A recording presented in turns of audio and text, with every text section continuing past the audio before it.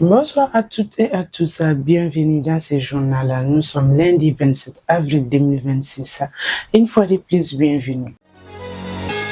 Le gouvernement malien a annoncé avec tristesse le décès du général Sadio Kamara, ministre d'État et ministre de la Défense, survenu le 25 avril 2026. En hommage, le président de la transition a décrété un deuil national de 2 jours. Les 27 et 28 avril, les drapeaux seront mis en berne sur toute l'étendue du territoire.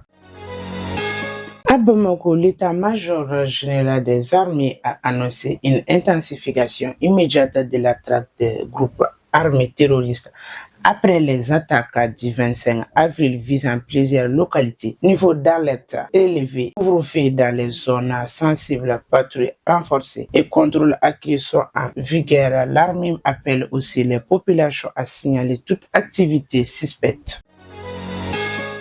Une opération aérienne des forces armées maliennes a permis de neutraliser plusieurs assaillants dans la zone de Napala. Un hélicoptère du combat est intervenu pour intercepter des éléments armés en fuite, confirmant la réactivité des moyens aériens maliens dans la sécurisation du centre du pays.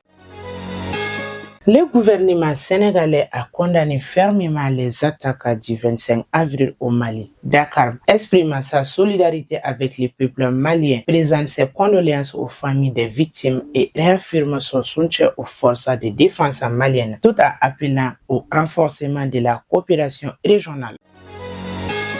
L'ambassade de Russie à Bamako indique qu'aucun ressortissant russe n'a été touché. Moscou recommande toutefois à ses citoyens d'éviter tout déplacement au Mali et invite ses présents sur place à prendre des mesures de sécurité tout en suivant attentivement l'évolution de la situation.